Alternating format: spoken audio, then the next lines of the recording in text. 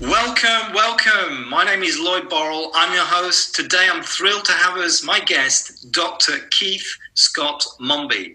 Dr. Scott Monby has been researching alternative medicine for decades and is known as the alternative doctor. He's published numerous books on anti-aging science, food allergies, natural cancer alternatives, gut health, energy medicine, and many more alternative medicine treatments and healing protocols. Dr. Keith, welcome to the EMF Health Summit. Lloyd, it's great to be here. I'm going to enjoy this. Looking forward. It's fantastic to have you on, a Brit as well to boot. Brit to Brit, yeah. We changed the world centuries ago. The world. So we're moving into this world where there is an unprecedented level of non-native electromagnetic fields or man-made EMFs, whatever you want to call them, this pollution, this electro-smog. Wireless has become the norm, which means EMF. Cell phones become the norm. 5G is the latest generation of cellular technology, which is just around the corner. My question is, how big a threat is this?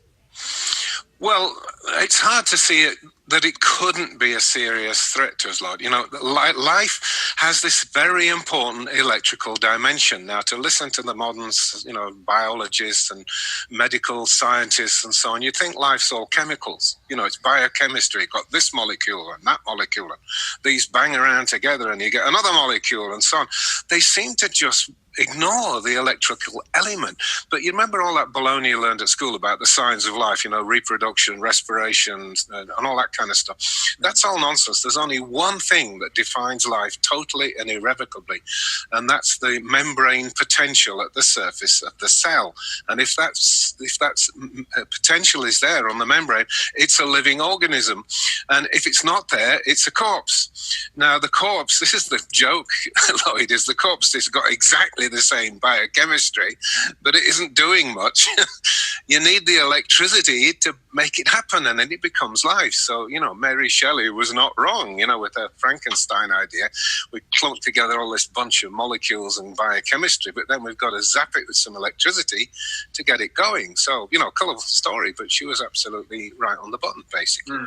So, given that, it's not surprising that disturbances in electromagnetic fields in the environment and in the vicinity can have an effect. And the reason it gets serious, I'm sure you know, is that we're talking about fields. We're not talking about a single particle like a molecule of ATP or something. We're talking about a field. So, if somebody puts the kettle on planet Jupiter, there's a wave of electromagnetic energy comes to us. All right, it's a bit tiny, but it's there, So whatever's going on in the universe, we can't escape it.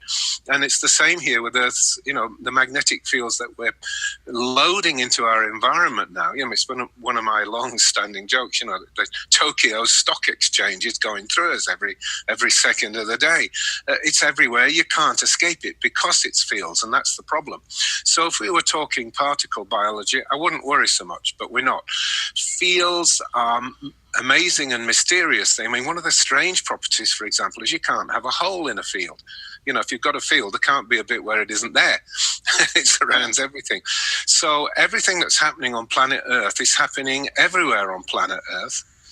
And the big worry, I don't want to go on it too long, stop me if you have to, but the big worry on planet Earth is that most of the biologically destructive frequencies don't escape.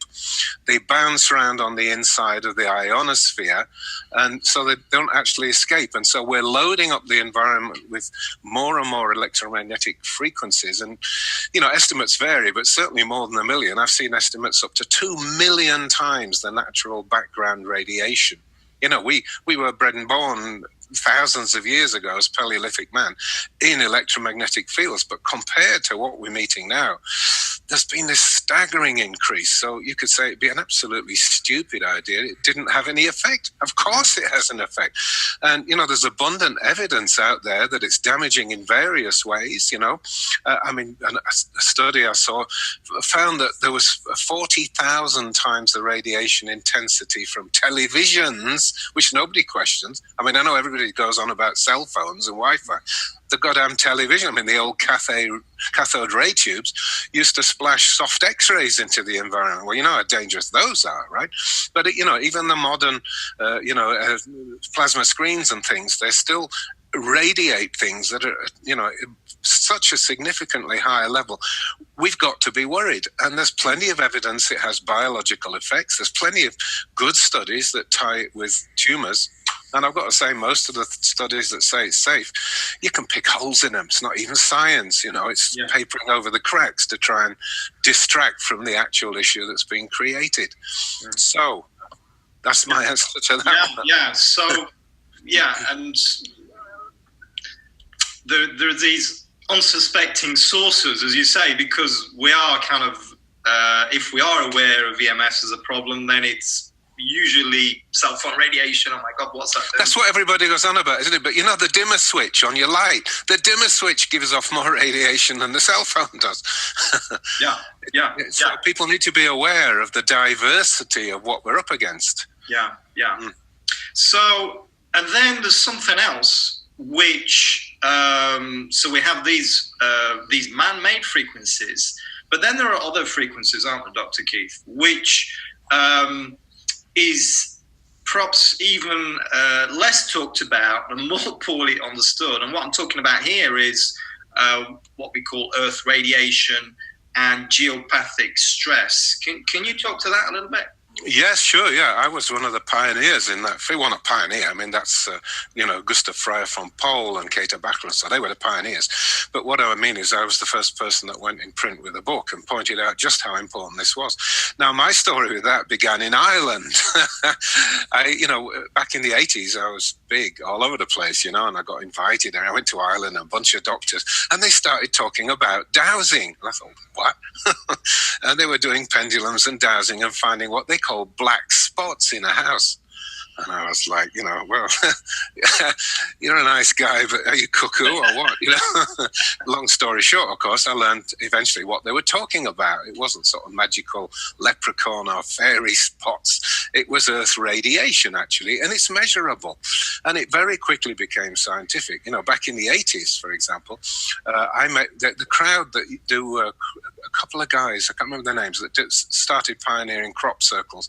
They said they had trouble with their equipment when they stepped into a crop circle. I had to do a studio demonstration with none other than that idiot James Randi. Everybody knows who he is, right? He's a fraud. I mean, he's supposed to be a conjurer, which is essentially trickery, but he's overlapped that into real life, and he's a liar and a fraud. But I had to do a show with him. But one of the tests that we did was to find spots in the studio where one of the things we did was carry a TV set across the spot, and the TV blurred out until you got to the other side of the hot spot, and we could do that repeatedly and showed it to the viewers. And we had a bit of fun. We had Mr. What's the Green Giant, Mr. with his bull worker. We had this guy, you've seen him, haven't you? He's like a mountain of muscle. Yeah. But it's a competition thing. He's called Mr. the Green Jolly Green Giant. Anyway, he was working his bull and he crushed the damn thing like a tin can until he stood on this spot and he was. And he couldn't do it. It totally weakened him. So by then I began to understand that we're talking scientific biological effects, not sort of fairy dust and leprechauns like my first reaction in Ireland. And of course that's been pursued since. And people, unfortunately, dowsing is still the best method. I mean, you can carry TVs around, but you still have to have a cable. Not so easy. So skilled dowsers. Now don't knock dowsing, because oil companies use these guys, and they're not going to waste money on hocus pocus stuff that doesn't work. Yeah. They use them to find oil and water. But that's still the most efficient way to find these spots. A good dowser is sensitive. They go over it with hazelnut twigs and boink, up it goes at certain places.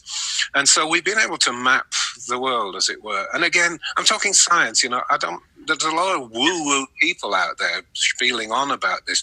But I'm thinking of people like I just mentioned, Friedrich Frey von Pol, who was a baron, German baron, just before World War II. So, I mean, he well, Hitler was the end of his story, let's put it that way. But he doused a town called Vilsbiburg, and he doused it blind, marked all the bad spots, and then went to City Hall to see about the cancer cases in that town. Every single cancer case, without any exception, had a sleeping place over one of these hot zones that he pinpointed while dousing blind. Well, that was pretty good. But then, of course, there were a lot of skeptics, so they said, do it again. So they took him to another town. And exactly the same thing. He doused out. He had a scale, I think it was 1 to 16. So he reckoned anything above 9 was potentially dangerous. And he marked out the map. They went to see where the cancer beds, as they call them, lay. And sure enough, they were all over these hot spots. And then there was another guy, I've forgotten his name, but another German doctor did it the other way around. He went dousing cancer beds and found hot spots everywhere, and it correlated. You know, if it was where the person's pelvis would be, that woman had got cancer of the uterus or something. And he found about 5 buildings that had killed, between them, had killed over 100 people with cancer. Just 5 buildings. I mean, they were deadly. You know, you don't want to buy one of these, do you? Mm-hmm. So there's definitely a real measurable phenomenon that fits the scientific criteria of prediction. So, you know, you say, well, I have a theory that these exist. If it's true, I predict that. And sure enough, that's what was found when they looked for the evidence of where these cancer cases were. So just to finish on that one before we move on to the other aspects, solutions for that. So you were getting a dowser, you would move, because it's often related to sleeping, isn't it, where you sleep? No, sleep is the dangerous thing, because we're there 8 hours a day, a third of our lives, and if you're sat on a hot spot, it can be trouble. There's only one solution, Lloyd, which is move. People sell weird boxes and devices and crystals, and they say put iron rods around the perimeter of your property. I don't trust any of that. I mean, some of it may work. I can't say it doesn't work, but I can't say there's any proof it does work. Therefore, I think the safest thing by far is to move. My good friend Kata Bachler, she came to my house and spent a week with us, taught me how to douse, incidentally. But she always said, there's no choice, you must move. But she was getting so sick dowsing for all the heavy spots that she couldn't do it anymore. So she started dowsing for the good places, and her last book was called The Good Spot. So she'd go and douse, say, well, this is a safe place in this bedroom. If you want to sleep in here, you put the bed there, which was great. So it's very important to us. Very, very important. And we've got all the understanding now of, the electromagnetics and piezoelectricity and rock radiation. And it's all been followed up with underwater sways and fissures in the geology and so on. It all makes sense. And all the scientists, the orthodox, dyed-in-the-wool scientists have got is to just say it's baloney. That's the best they can come up with. It's baloney, even though it's predictable. Once you understand what electricity is out there and coming to the earth and through the earth, you can predict this is going to happen. Any fool, a high school kid, could predict it, but they say, it's bunk, because we didn't think of it, basically. Yeah. So how I came on to you was I heard about your book, which I've got here. Yes. It's a big book. Okay, I know people can see that. It's a big book. Yeah. It's all earmarked because I've read it and I've really gone through it. It's a wonderful book. And so the central tenet of your book is this notion of the electric universe. So I'd just like to ask you, what is the electric universe and why is it important in terms of our own health and well-being to understand this notion? Right. Okay. Well, let me start with the last half of the question first. Our biology, our medicine, our science has to be based on something that's true. If you base your medical science on a bunch of baloney, then you're not really going to help do any good, and you're probably going to do some harm. So we need to understand how our world works, and it's a top-down study. Most of science is messing about with the tiny bottom end bit as if understanding ATP molecules, you can understand a living organism. Well, you can't understand a living organism unless you understand the cosmos, really. So a long story short, Lloyd, is there's a whole bunch of scientists, and growing bunch, and I've joined them years ago, that believe that the gravity model and the cold machine that's just going clang, clang, clunk, no matter what we do, the ghost in the machine model, that's history. It doesn't work. Isaac Newton that invented the idea of gravity, he had some very exact calculations that work. But gravity just means heaviness. It doesn't mean any special magical force. It's just heavy. And he had no concept of electromagnetic fields, so he just called it gravity. Let's call it that. It was an invention. I'm sure if he'd been born 300 years later, he'd have said, let's call it electromagnetism. Because look, here's a magnet, right? You switch that coil on and zap. that must be what the attractive force is. And of course, it obviously is. There's plenty of science to fill in that space. The space, we call it space. It's not empty. It's not a vacuum. In fact, it could be called a plenum, it's full. A famous, I'm trying to remember his name, Richard Feynman, the famous American physicist, pointed out that a cubic meter of so-called empty space out there contains enough energy to boil all the world's oceans. It's loaded, but it's electromagnetic energies out there. And nobody's been able to argue that since the invention of radio telescopes, in the 30s. You shine them out there and it's, there's light and EMFs and RFs and microwaves and goodness knows what pouring through the universe. Science has had to admit it's there, but the way they get around this is to say it doesn't do nothing. What? It doesn't make any sense. We all know electromagnetism does things. You can pick up a car with it, for God's sake. So, it's a very real phenomenon that's going on out there, and they just choose to ignore it. They want to stick with the gravity model. Because, as I joke, that's what pays the mortgages and pays the mistresses. So they have to keep earning their salaries by continuing to promote this baloney story. But the science points the other way. Now, I mentioned this a few minutes ago. Science is really about prediction. You have a theory, you have a model, and you say, if that's true, I predict this will happen. The Big Bang gravity theory has never made a single successful prediction, not one. Whereas the electric universe model predicts all kinds of things that we can see out there. For example, it says that sunspots will be dark. Now, has that ever struck you as odd, Lloyd? There's supposed to be this imploding sort of mega atom bomb or hydrogen bomb where all the heat's concentrated in the middle and coming out. But actually, when you see a sunspot, it's dark. Why? Because it's colder than the outside. Well, that doesn't make any sense. And there's various things like that where the electric universe model makes predictions that you can actually go out and investigate and test and see that it's true. So there's really no issue that we're living in an electric universe. I think the only possible argument is whether we need the gravity idea at all. We may not. But gravity as a force is known to be, and I'm going to use some fingers to get this right, 1,000 billion times weaker than electromagnetic force. So if you want to hold together the cosmos, which would you pick, electromagnetic forces or this ridiculously weak gravity? And of course, we can throw out all kinds of other things like black holes and all that stuff. So if this is the model of the cosmos, it must be the model of life. That's my bigger argument. Okay. Life is an electrical phenomenon because the whole cosmos is an electrical phenomenon. And we are living in this, what was a very natural amphitheater of massive cosmic sort of electrical energies, and yet life evolved. So life must be able to work that and adapt to that. And the reason is, yes, it is an electrical force itself. There's something called charge separation in physics. I'll just be technical for a minute. But orthodox physics says it needs plasma and huge, mega squillion gigawatt energies to separate a positive and a negative charge. No, it doesn't. Our cells do it all the time, and it's really easy. They pop the sodium on the outside and the potassium on or the chloride on it, whatever. Our cells do it at room temperature. We don't need to be a plasma. So science is so full of baloney like this.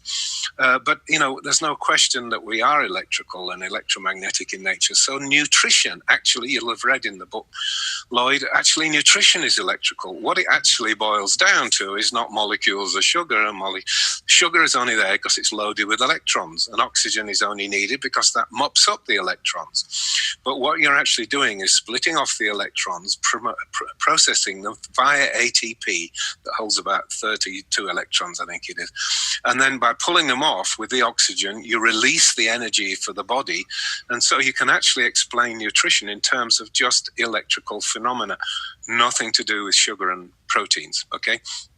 So that's why I think it's important to understand the bigger picture to get at the smaller or the more detailed picture. Yeah. If your science is based on just stuff, like molecules and atoms and things, if it's just stuff, but life isn't stuff and the universe isn't stuff, then you're going to go wrong, aren't you? And that's what we see in modern medicine, isn't it? It's all stuff based. You're short of this, you don't have enough Prozac, you've got a deficiency of whatever. And they're still trying to rattle around with this story instead of thinking, where are the energies? What's happening here with the energy process, which is what life is all about. I'm sorry, I get quite passionate and excited. Yeah, and it is fascinating and it is a passionate subject, and I'm passionate about this too. Because it's all about energy, isn't it, really? That's right, yeah, absolutely. Energy is everything, and everything is energy. And in your model, everything is electrical in nature, even nutrition. And because it's all about flow of electrons, and what is a flow of electrons? Energy. Yeah, well, electrical energy, in fact.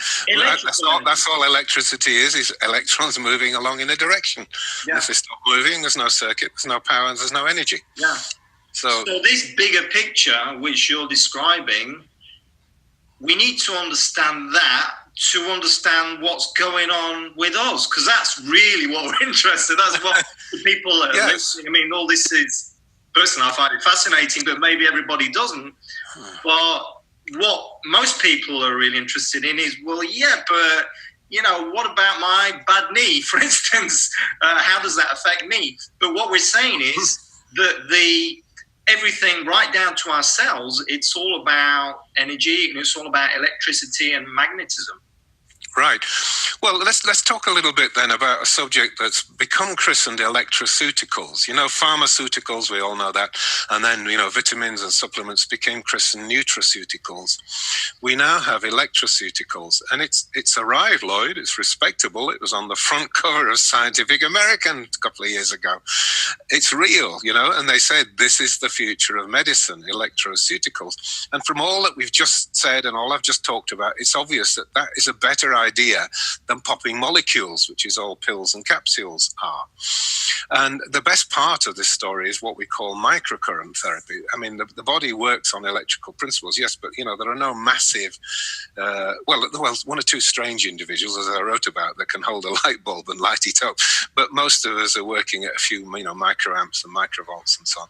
But these electrical phenomena are definitely there. So it would make sense that if you get good at this, then using electricity on the body would kind of smooth things out, just use layman's talk.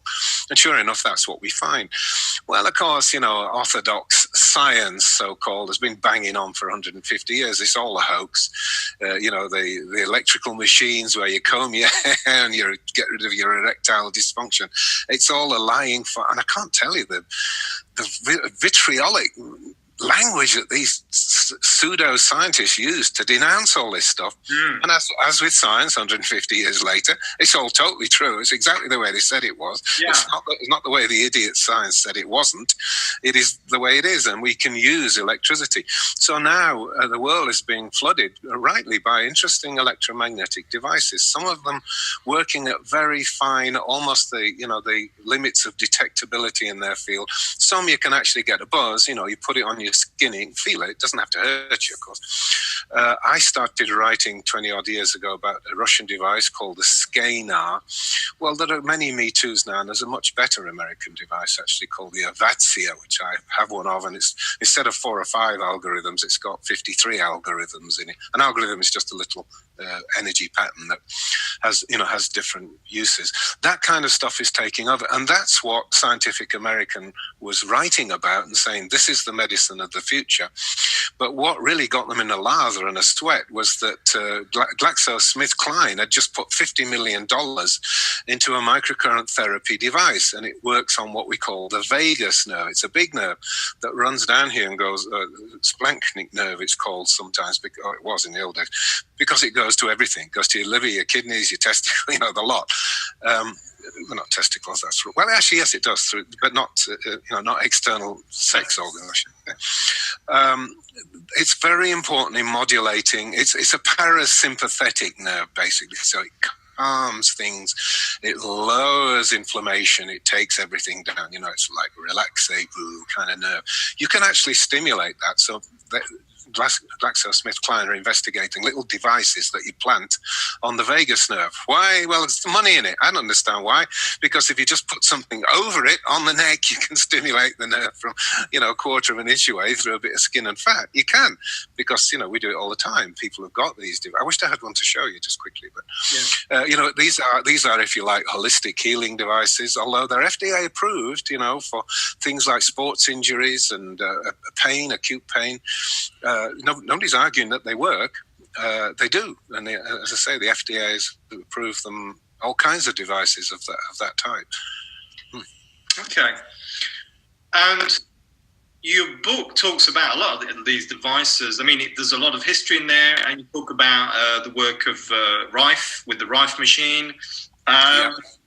So this technology has been around for a long time, and yet. And the research is there, and we're talking about not decades, we're talking about centuries of research. Yes, some of it, yeah. Nobody knows about this research, or everybody. Well, did you get taught this stuff at school? You weren't taught the electric universe, that's for sure. You were taught the dumb sort of gravity model, the machine. These old things die hard, and once the thing reaches a certain level in a culture, everybody believes it's true without questioning it. And then it's the problem, the people who have seen a better idea, they're just not listened to because everybody knows they're wrong, even when they're right. And it's a bit like that with energy medicine and healing. I don't think there's really much doubt that, EMFs are potentially harmful. I think it's just fake science that's trying to cover that up. I think we're all concerned, and all rightly, and even the cell phone provider, they know the story. They're just trying to paper over it to make their money before the roof falls in. But certain phenomena become cultural, like the flat earth. For a long time, if you said the earth was round, you were laughed at. In fact, you could have got yourself burned at the stake. Whereas everybody knows now. So it took a long time for that upheaval.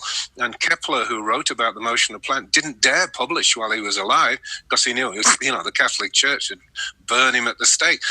That's the painful, slow, miserable progress of science, I'm afraid. And, we look at some glorious moments like, Alexander Fleming's discovery of penicillin. That was lucky, and the church didn't have shares in the other stuff. Otherwise, it'd have been suppressed. Or, you know what I'm saying. Scientific progress is painful and miserable, and it oughtn't to be if science is what it says it is, but it isn't. It's science. We call it scientism now, and it's defense of a status quo is what they are calling science. Whereas science really, as we know, is inquiry, investigation. I see something, let me think of an explanation. Now, if that explanation is true, what can I predict? Well, let's go out and see if that prediction comes true. That's science. You don't see much of that now. You don't see any of it in the pharmaceutical industry. You don't see much of it in medicine. A lot of it gets suppressed. Jacques Benveniste's famous work on the memory of water. That threatened so many jobs and so many careers, it had to be destroyed and discredited and suppressed. Andrew Wakefield, and his measles virus. Everyone keeps saying the work was discredited. No, the work wasn't discredited. They discredited him for supposed financial interest, as if the drug companies didn't have any financial interest. Ha ha. But nobody ever proved that those rogue measles viruses weren't in the intestine, because they were, and 2 or 3 other centers found it. But you never see that published either. It's there if you know how to find it. It's there, but you try and find your way through the maze of suppression of information. That's fascinating. Yeah. Benveniste about this memory of water. Can you just talk to that for a moment? Well, I'm sure a lot of your listeners know the story, but it is such a fascinating. And I mentioned James Randi, so we'll bring him in at the end. But Jacques Benveniste was a French pioneer investigator, and he was a good scientist, and basically he just investigated the effects of diluting a substance. Now, we know if you dilute it, the effect gets less and less. We all know that. If you dilute your lemonade, eventually the taste will disappear. But Benveniste said, well, what happens if I keep diluting it?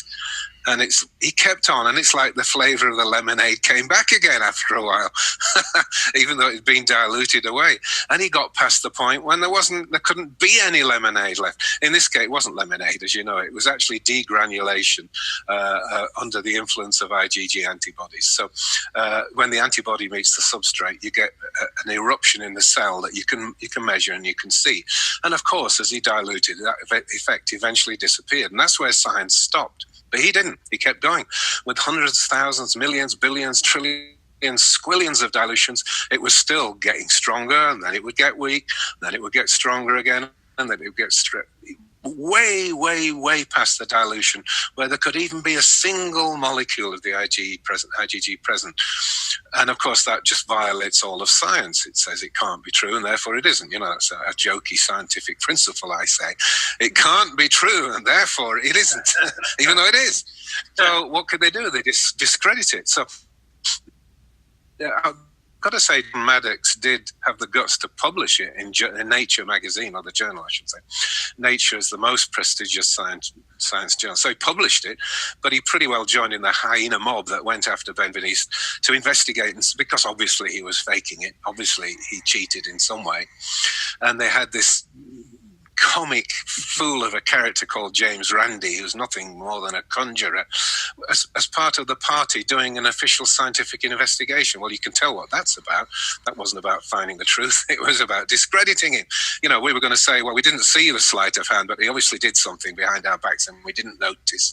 He faked it. Eventually, they said it was some girl that didn't know what she was doing or something. So they discredited it. And that's all you read. Memory of water. Water doesn't have a memory. But it's been reproduced now in hundreds of laboratories. And you never see that, do you? And in his later life, this is interesting because it leads back to our electromagnetism. Benveniste lost his job as a result of that. But later in life, he was investigating the electromagnetic properties of a substance. And he found he could send like Curare or something over the internet or as an email attachment, decoded at the other end, and it would have the same biological effect. In fact, I rang him at the point when I read it.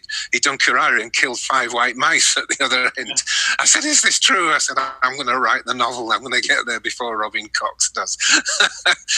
you know, Robin Cox, the novelist, does these extraordinary medical novels. The scenario I had, somebody switch on a computer and go and die, and of course you never find the murderer because nobody believes such a thing is even possible. Science says it's not possible. Yeah. But, it was done at Northwest University in Chicago. They were decoding and showing this effect. There was no substance present. And from reading the book, Lloyd, that there are 3 chapters on 3 different topics where there is no physical substance present, and yet you get the... What does that tell you? It tells you it's an information universe. It's information that counts. And, of course, energy is the main carrier, not stuff. The last time matter carried information was in books. That's centuries old. Right. And then there's something else that's really important in your model, and that is this immaterial essence we call consciousness, is it not? And this consciousness, right, yes, which is characterized by awareness and intention, and therefore this implies, to me anyway, that life, health, vitality, success, failure, everything is actually within everybody's grasp because it's all about awareness and intention and consciousness. Right. Well, there's nothing. Yeah, it's totally fair to say, and as you said, it actually explains everything from God downwards. The whole universe, every microatom. Every God today. Well, I'm not saying what I think that phenomenon is, but anyway. Well, let's back off for some science because we like to stick to science. That's what I'm known for, which is that we are not a brain. And scientifically, it's proven.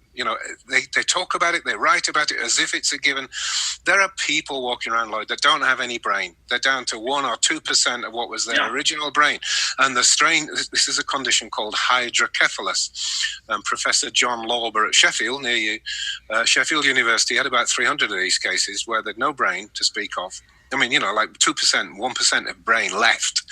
You couldn't tell. Their memory was intact. They were normal. Their emotions, their everything everybody else was. So, I mean, that alone would destroy the model. But the point is that we need a non-local or non-material consciousness to make what we see in the world work.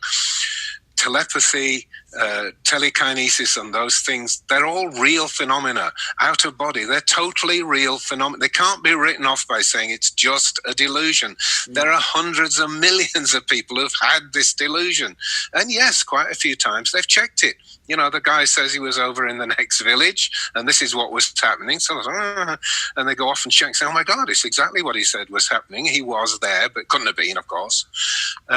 So, you know, we know that mind is non-local. And a lot of scientists now are absorbing this idea. Watson, you know, the Watson and Crick, he came towards this towards the end of his life. Quite a few, Josephson, the guy at Cambridge. Well, it's no, we're dropping names. Let's just put it this way. A large number of very credible orthodox scientists are now taking the view that quantum physics, which is what really explains our world, quantum physics cannot work without the intervention of consciousness. It cannot function as an objective machine that just does what it does, whether we're there or not. Now, this goes over and above the observer phenomenon. You know that, you know, where by looking at things, you change them, or by looking at things, you no longer can say what existed. All you can say is what you see now. But there is no objective universe, because if there was, how would you know? The answer is you'd look at it and then it's not objective anymore. So there's no such thing. I mean, you know, the words catch these guys out, but all they can say is, no, it's nonsense, we're a brain. But, you know, consciousness as a field or a permeating force really works with its explanation. So what we've got, I mean, non-material, think what non-material or non-local or non-materiality means, Lord. It means there's no matter, energy, space, or time. So it's timeless, so it doesn't go away, so you don't die, you don't disappear. No space. I mean, space when we went to school used to be something that separated things, right? Now you've got non-locality, which strings everything together. It's all in the same place at the same time, except that's not how we experience it, but that's the truth of how it performs. So you've got to have consciousness as part of the model of current science. And, you know, there are numerous attempts. It goes on all the time trying to say, oh, quantum physics must be wrong. You know, it's all bunk. It must be wrong.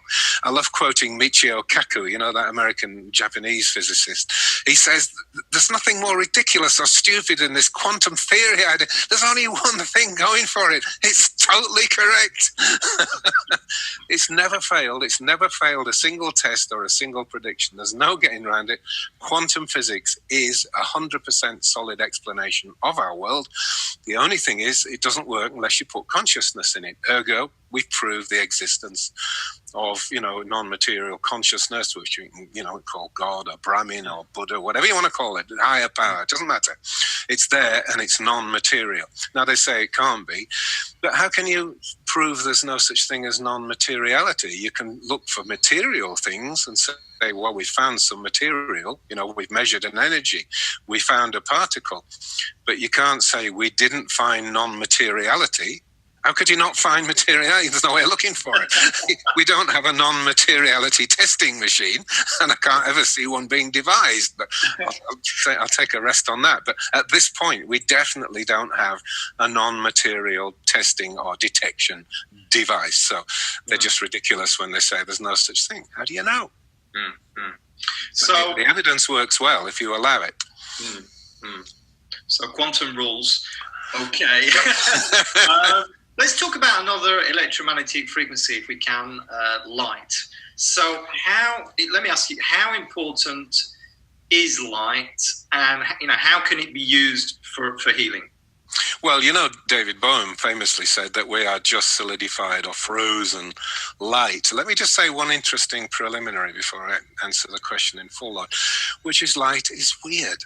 We're talking about the electromagnetic phenomenon, right? You've got radio frequencies, EMFs, you've got X-rays.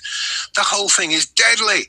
It's hostile to life, except this tiny little bit in the middle that's called light, which we can't live without. It's wonderful. It's pro-biology. It's the best thing ever invented.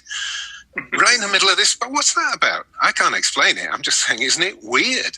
This tiny little bit of the whole hostile electromagnetic spectrum.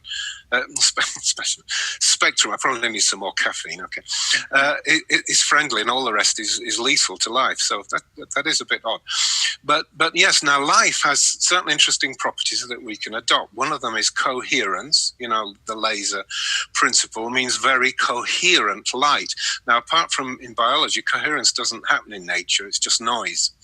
The interesting thing about coherence is that you can load it with information. If it's just noise, you can't add more information. It just gets diluted in the noise. But if you've got coherence, you can add information. So that leads, for example, to a very interesting healing modality I mentioned in that book, where you can shine laser light through a remedy. It doesn't have to be a homeopathic remedy, but homeopathic remedies are basically information. As you know, there's very, very little or hardly any stuff at all. Shine it through there into the body and you'll get a magical healing result. It's really quite extraordinary. And light is sort of carrying the information. Another device, in fact, I had one before I moved to the States. I sold mine. But the Indians originally found out that you can, from the continent of India, not North American tribes people, if you can shine light through certain crystalline forms, particularly gems were important, and that the light would pick up the characteristics of that gem. And through a lot of study of that kind of thing, Ayurvedic gem therapy, it's called, right, from the very old Ayurveda tradition, goes back 4,000 years, right? Where's modern medicine? It's barely 70 years yet, is it? Anyway, they discovered certain things. You know, for example, sapphire and emerald are very cooling and they will settle down inflammation. A diamond is very energizing. If you shine light through diamond, then drink the liquid, it results. You have trouble sleeping for nights. Ruby is also quite an excitatory substance. Carnelian is calming and sort of antiseptic in its way. So there's a whole science evolved, Ayurvedic gem science. And I was lucky to come across a device put together by an English boffin wizard. You should in fact, you might want to call him and get him on your series, like, just give a bit of thought to it. John Whale put together a systematic device where it's not only lamps that shine light through gems, but it's actually coupled with frequency oscillations of the brainwave type, right? Now, I don't know how much time I've got, whether I've got time to go into all of that. But basically, theta waves are slow and calm ones where you relax and you're in a dream state. Beta is where we live, it's high alert. Delta is when you go fast asleep. So with his device, you can shine say carnelian light onto a person and give it theta brainwave frequency, so they'll calm, and certain transformational biology things will happen. For example, one woman who had a severe injury in Bali that had been gone on for 30 years and she was a little bit deformed, in just 10 minutes of shining lights of particular characteristics through her body, she went click like that. She said, oh my God, what just happened? And long story short, when she stood up, moved about, it had undone injuries that were done 20 or 30 years before, just by shining that on the tissues. So there's something really, really interesting and exciting biologically going on here. If you like, let's go from Jacques Benvenist's informed water. That's what he called it, right? It's water informed with the signal of acetylcholine or something. We're talking about informed light. It's been informed with a remedy or informed with certain brain frequencies that are useful, or with the healing or transformational properties of different gems. I think it's so exciting, Lon. I can't tell you. Why don't they get excited? All these damn chemicals and pills and all that garbage. It's boring. This is way more interesting and exciting. Isn't it? Yeah. Especially the way you explain it. So you've shared some solutions there, but perhaps some more general solutions, because people that are listening are looking for answers and solutions, and perhaps people that are listening are being challenged, have got challenging health symptoms through electromagnetic field exposure or other. And so maybe if you could just share a few tools or devices that you use or that you recommend for healing? Your top. Well, remember, I'm retired top from 3, for instance. I'm retired from clinical practice now. You've got to say it, because I don't want hundreds of people to call me and say I want some gem therapy. I'd love to, but I just don't have the resources anymore. I didn't even maintain my license here, so I publish and teach. Well, I mean, I don't think we could go off air without mentioning the strange radionics phenomenon, the Albert Abrams thing. And it's interesting, I think I'm the first person to put into print what phenomenon he'd found. I mean, he was debunked as a quack, but in fact, he'd found some phenomenon, and it was a mixture of resonance. The curious thing about it was that you could only get the effect he was talking about if the person pointed with their feet to the west. Now, that said to me straight away, Earth's magnetic field, right? So anyway, the quick story, I pulled all the links together and I realized he was talking cyclotron resonance, which is a phenomenon of classical physics. And a whole rash of devices sprung out from this. They're called radionics devices, which is not quite fair. I mean, there are lots of radionics practitioners. I love them. I don't want to disparage them.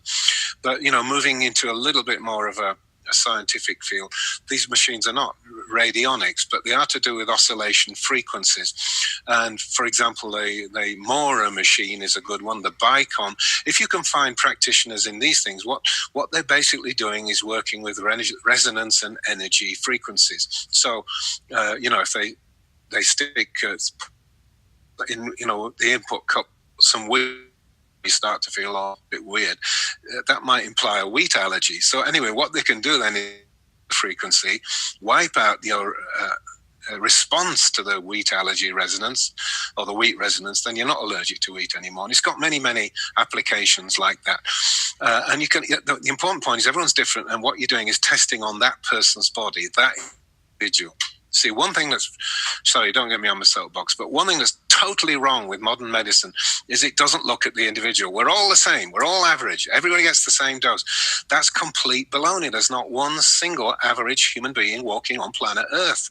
We're all different. Yes, there's an average height. Yes, there's an average life expectancy. But nobody fits them all the parts.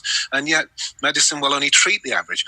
Things like this resonance device will, if you like, tune into the body. That's what's happening. It's thinking, I told you a famous case, a remarkable case in the book of a guy who had one of these devices that listens in, called a Vega machine.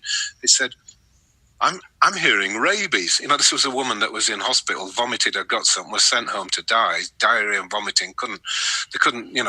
She was pumped full of drips and things, and nothing worked. So she went home in a deadly state. And one of these practitioners came with one of these resonance devices and said, I'm hearing rabies. Well, of course, that's nuts. Diarrhea and vomiting isn't rabies. But is it? What the story that emerged was the lady had been to India. She was feeding animals at the back door, including, dogs, and certainly mad dogs. Almost certainly a rabid dog had licked her fingers. She'd done that and swallowed the rabies virus. Now, that's a very different, nobody knows what that story is, but I do now. It raises hell in the intestines, diarrhea and vomiting. How do I know? Because he gave her the anti-rabies remedy and it switched off just like that. She was right as rain within 36 hours. Right? Amazing. Yeah. So that's sort of amazing system. That's got to be wonderful. Let me tell you about the microcurrent device. Just briefly, I mentioned the Avatzia. It's in the family called Skenar. Now, if you Google my name, it's associated with me calling it Star Trek medicine. You know how Bones had one of these things and you click a button and the guy would grow on your arm or something. We're almost there. These little handheld devices will heal all kinds of things. You can either get home devices, where you just thrash around on your own and you'll do quite well, or you can get a professional device and a bit of training to go with it so that you're skilled and targeted and you know what to do. And people like the first aid people and medical support people for football teams, 2/3 of the teams in the USA have one of these now because they get the person back on the field within hours instead of 3 weeks due to a tendon sprain or something. The person can be up and running about within hours. Yeah. So that's a whole thing worth looking at. So we call that, the Russian word was Skenar. The device I mentioned was called Avatzia, but let's just call it microcurrent therapy because that's what Scientific American article in 2015 was all about. They called it microcurrent therapy. It's as good a name as we've got. How many is that? That's 2, isn't it? What do you want, my hot 3? I would say a laser light connected to remedy solutions. Homeopathics typically, but I've seen it done with other remedies. You need to throw in a bit of acupuncture for the best effect. In other words, if you, I don't know if you know, but lung 7, if somebody's been stressed or weepy or had a miserable, if you stick the needle in lung 7, the person will burst into tears. It's all their sad grief and loss of the past. So if you say lung 7 and shine in a remedy for like something that would work against grief, or Ignatia, for example, a grief remedy, you can get an almost instant effect because you're coupling 2 energy systems. You're coupling informed laser light energy coming in, and you're putting it in what's obviously an energy grid, the acupuncture meridians. Nobody knows quite what they are, but they're there, and you can't tell me they're not. I have a device, I plug it in. You have to brighten yourself up to the tune of 50,000 volts. So you have to be careful. So you turn the lights off, hold the electrode. You have to put a polythene bag over your hand because you need what's called a dielectric, an insulator. And bang, all the acupuncture points light up blue. There's blue photons streaming out of there's a few spare ones that, they've never noticed. But you can see acupuncture points, which are sort of electrical holes in the skin, if you like. That's down to Bill Tiller's work, of course. Professor Bill Tiller. That's where he got started. He was at Stanford University doing materials science. What better material or more interesting than the skin? And he found the skin changes significantly at certain places. Lo and behold, these are called acupuncture points, and they correlate very well. So that would be my third call. Okay. And is that a device which we can buy, on the high street? You can buy it. You can use a $10 laser. Well, you won't go as cheap as that, but $20, $30, $50 laser beam, and you shine it through the remedy. It's the remedy does the good, not the fancy electronic beam device. And where would you shine it?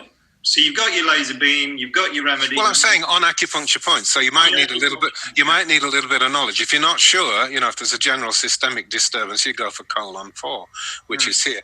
If there's, maybe some kind of lymphatic problem, say, you'd go onto this one. The different parts of the body and different meridians have different significance. And can this be dangerous if you do it wrong? No, I can't conceive. You see, they try and win with homeopathy, don't they? It's rubbish. It's just dilute water. There's nothing there, but it could kill people. I mean, come on. It is true that most of these things are so vanishingly dilute. They shouldn't even have any effect. They might cause any damage, but they do. Why? This is the answer to the big answer to the overall question you've been asking, which is that life knows what it's doing. Nature knows what it's doing. So just give it the little bit of information, the little push it needs, and it will take care of the rest. You're not trying to suppress a biological process like you are with painkillers. There's a whole thing to pain. There's a reason for it. And you chop that dead. All you got to do is poison out the nervous system.